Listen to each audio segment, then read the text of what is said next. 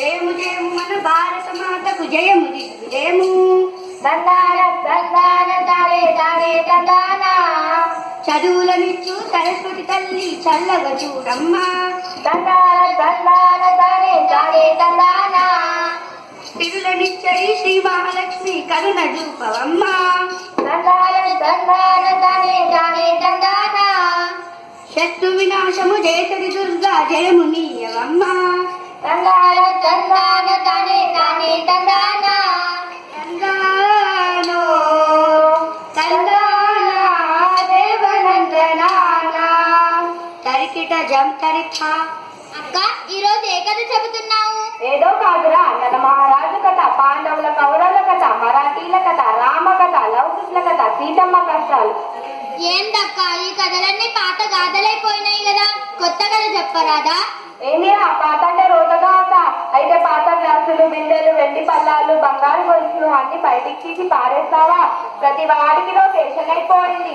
పాతలేళ్ళే కొత్త దగ్గర తిక్క సన్నాసి. ఇప్పుడు కొత్త కొత్త అని అరుస్తున్నావు కానీ ఈ కొత్త అంతా పాతలోంచే కదరా పుట్టింది. అరే, ఇప్పుడు నేను ఏమన్నానని కరెంట్ షాక్ తగిలిన కాకి లెక్క అట్లా అరుస్తున్నావు? పాతంటే రోతని నేను అన్నానా? కాలం మారినా మనం ఇంకా పాతలోనే బతుకుతున్నామా? ఎలక్ట్రిక్ దీపాలు వద్దని ఆమోదం దీపాలు పెట్టుకుంటున్నామా? బస్సులు, రైళ్లు కొత్తవని మనం ఇంకా ఎడ్ల బండ్ల మీదే ప్రయాణిస్తున్నామా? ఒరే తమ్ముడు చెల్లి, అనవసరంగా ఇట్లా కొట్లాడుకొని రసాభాస చెయ్యకండి. తమ్ముడు అన్నట్లు ఈరోజు మనం కొత్త కథే చెప్పుకున్నాం. మంచి పని అయింది. చాలే ఈ రోజు మనం చెప్పుకోబోయే కదా సీత ఇష్టాలు. పేదరింటిలో పుట్టి పెరిగిన పైడి బొమ్మ కథరా. తందాన తందాన తానే తానే తందాన. చదువు సందెలో పేరు పొందిన చక్కనమ్మ కథరా. తందాన తందాన తానే తానే తందాన. ఓటమి నెరగక పోరాడే ఒక వీర బాల కథరా. తందాన తందాన తానే తానే తందాన. 10 మందికి నీ ప్రేరణనిచ్చే వర్తమాన కథరా. తందాన తందాన తానే తానే తందాన. తందానో తందాన దేవనందనాన తరికిట జం తరిఖ.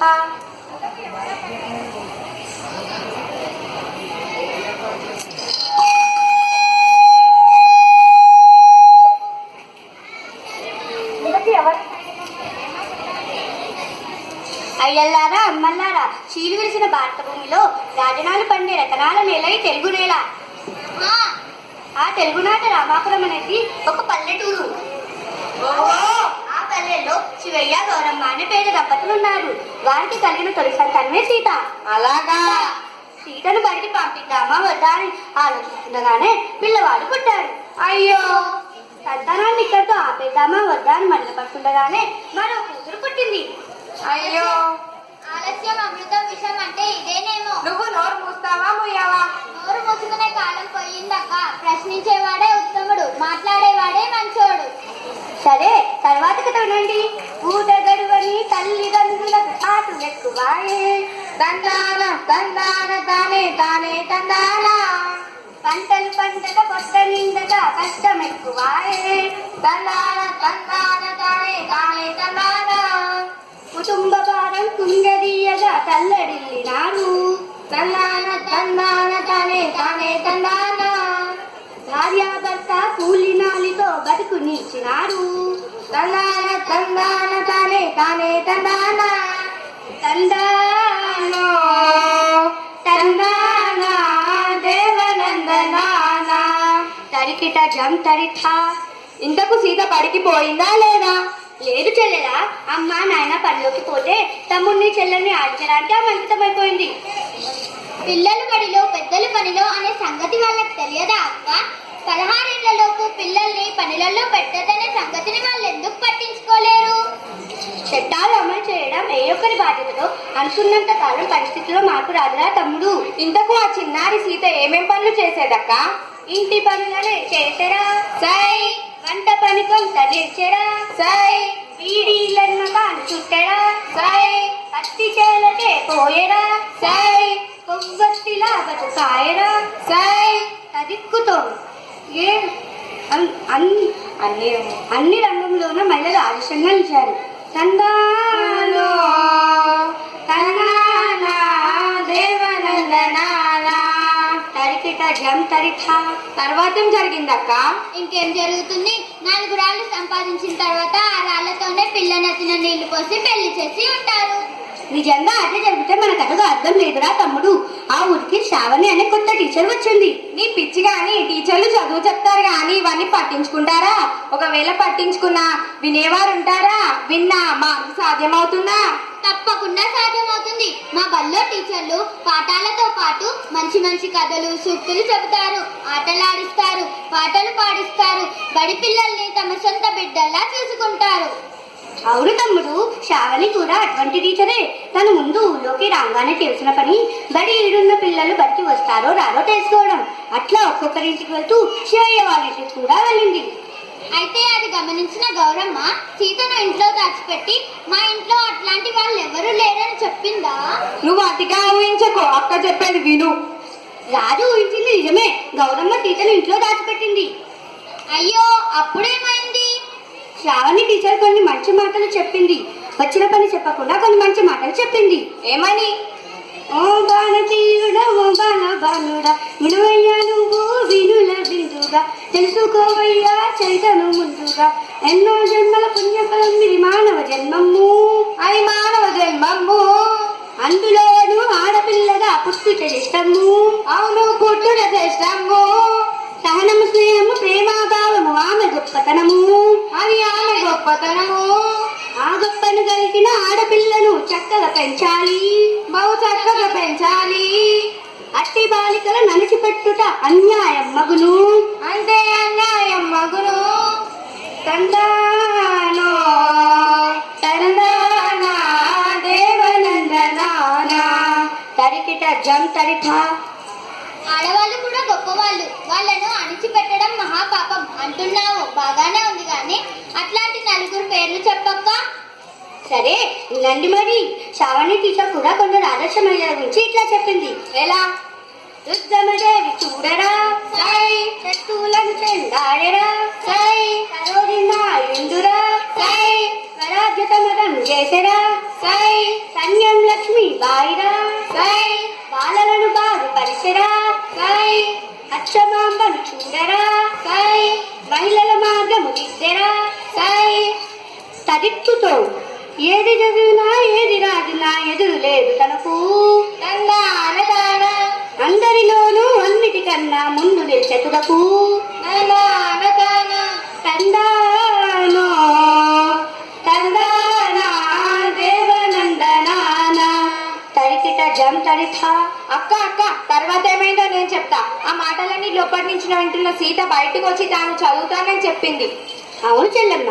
అంతేకాదు, శ్రావణి టీచర్ మాటలతో ప్రభావితులైన శివయ్య దంపతులు కూడా బిడ్డను చదివించడమే మేలు అని తెలుసుకొని సీతను టీచర్ వెంట పంపించారు.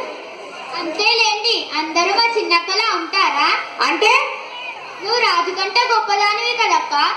నీ కథ గాని నీ సంగతి చెబుతా. సరే, మీరు తర్వాత కొట్టుకోవచ్చు.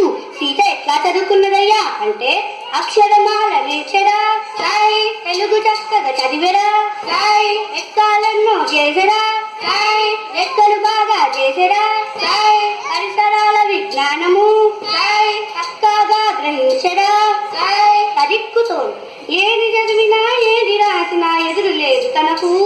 తందాన అందరిలోనూ అన్నిటికన్నా ముందు నిలిచెతులకు. తందాన తందానో తందానా దేవనందనానా తరికిట జం తరిథ. ఆమె తెలివితేటలు గమనించిన పాఠశాల ప్రధానోపాధ్యాయులు కూడా ముక్తులై ఏడాది గడవకుండానే 5వ తరగతిలో చేర్పించారు. చూడు, చదివితే అట్లా చదవాలి. నువ్వేం నన్ను వెక్కిరించిన అవసరం లేదు. నేను కూడా 1వ తరగతిలో ఉన్నప్పుడు పెద్ద పెద్ద లెటర్స్ చదివిన తెలుసా? అబ్బో, నువ్వా? అంత లేదు. ఏం చదివినా చెప్పు. అయితే విను. 1, 2 కాదు 26 చదివిన. చెప్పలేనా? చెప్పమంటావా? అయితే విను. ABCD. ఆ లెటర్సా? ఏడ్చినట్లే ఉంది. నువ్వు తర్వాత చెప్పక్క. ఆ తర్వాత సీతకు ఎదులే లేకుండా పోయింది. 7వ తరగతి కూడా పూర్తి చేసింది.